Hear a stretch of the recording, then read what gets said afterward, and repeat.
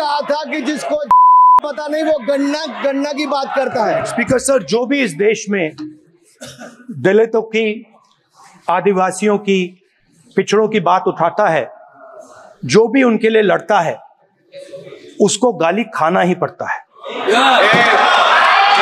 और मैं ये सब गालियां खुशी से खाऊंगा, क्योंकि महाभारत की बात हुई तो महाभारत में अर्जुन को सिर्फ मच्छी की आंख दिख रही थी, उसी प्रकार मुझे सिर्फ मच्छी की आंख दिख रही है। जाति जनगणना हम करा के दिखाएंगे। खत्म।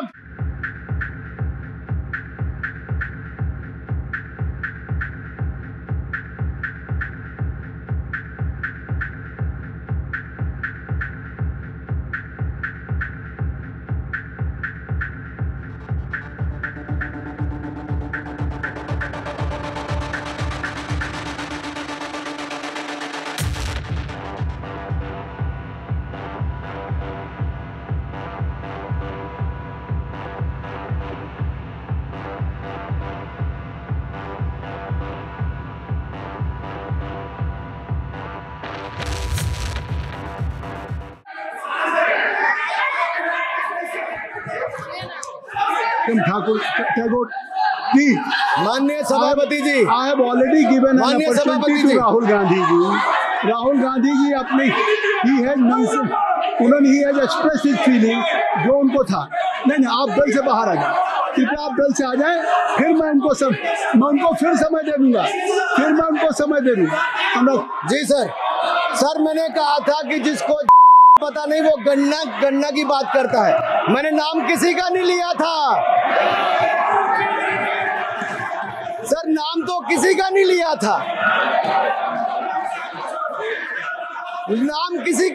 था, लेकिन जवाब देने कौन खड़े हो गए। सर, मैं कहना चाहता हूं माननीय सभापति जी, अगर आप देखेंगे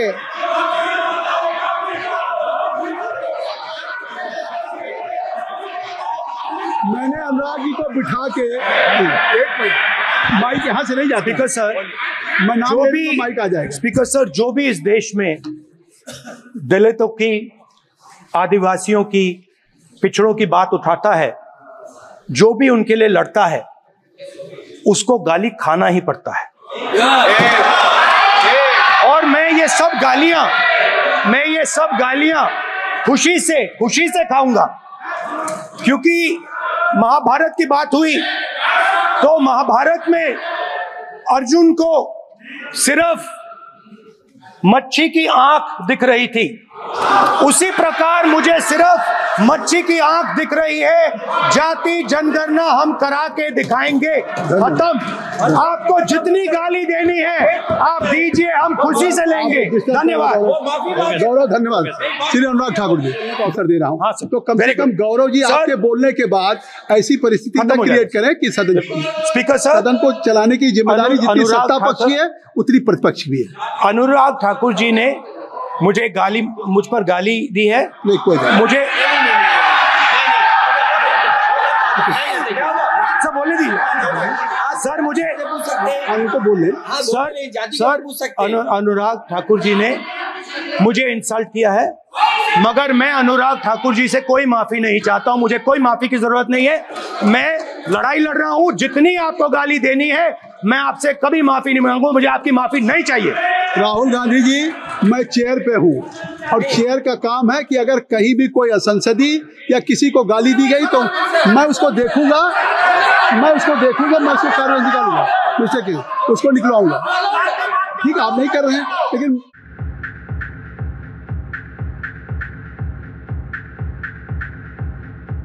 मंत्री रहे हैं, बड़ी बात कर रहे थे।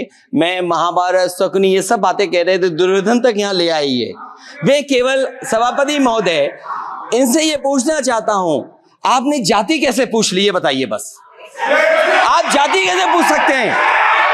आप बताएं, जाति कैसे पूछ सकते हैं? आप पूछ के दिखाओ जाति को। जाति कैसे पूछोगे तुम? कैसे पूछोगे जाति? आप नहीं, जाति नहीं पूछ सकते आप। आपने कह दिया ना, अब आप हमारी जाति नहीं पूछ सकते। हमारी व्यवस्था सुन लो। आप मेरी व्यवस्था सुन ले, कोई सदन में किसी की जाति नहीं पूछेगा। अनुराग ठाकुर जी, मैंने इसको स्पष्ट कर दिया।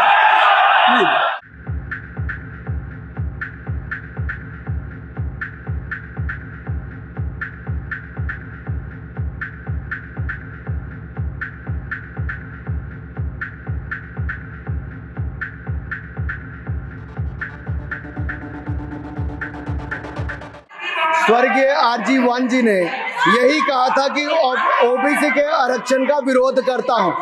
ये तो सदन में है। आरजी वन ने कहा था कि मैं ओबीसी को आरक्षण का विरोध करता हूं। अब ये तय करें कि वो सही थे या ये सही है, और आपकी पार्टी गलत थी कि आप गलत हैं, और वो पिछड़ा विरोधी थे कि आप पिछड़े के पक्ष में हो। और उस समय की पूर्व प्रधानमंत्री आईजी ने कहा था ना पात पर। अबे मैंने तो कहा नहीं सर, उस समय कहा गया था। और इसी तरह से ही कृपया अपना भाषण संक्षिप्त सर, मंडल आयोग की रिपोर्ट हो, काका कालेलकर की रिपोर्ट हो, इस पर कौन वर्षों तक बैठा रहा सर? जवाब देना होगा इनको, कौन देगा जवाब? अगर उस समय उसको लागू कर दिया होता तो आज ओबीसी के अधिकारी भी ज्यादा होते, बाकी भी होते। और यही नहीं सही, इन्होंने दलित के साथ, आदिवासी के साथ, ओबीसी के साथ विरोध किया। ओबीसी कमीशन को तो संवैधानिक दर्जा भी नहीं दिया। अगर संवैधानिक दर्जा दिया तो मोदी सरकार ने आकर दिया है मान्यता की। और मैं इस सदन के लिए पढ़ देता हूं सर। नेहरू जी ने 1961 में आरक्षण के विरुद्ध में लिखा था, I quote, I react strongly against anything which leads to inefficiency and second rate standards. I want my country to be a first class country in everything. The moment we encourage the second rate we are lost. I unquote. ये किसने कहा? देश के पहले प्रधानमंत्री ने कहा। आप उससे सहमत हो कि नहीं सहमत हो बताइए? माफी मांगोगे उसके लिए कि नहीं मांगोगे?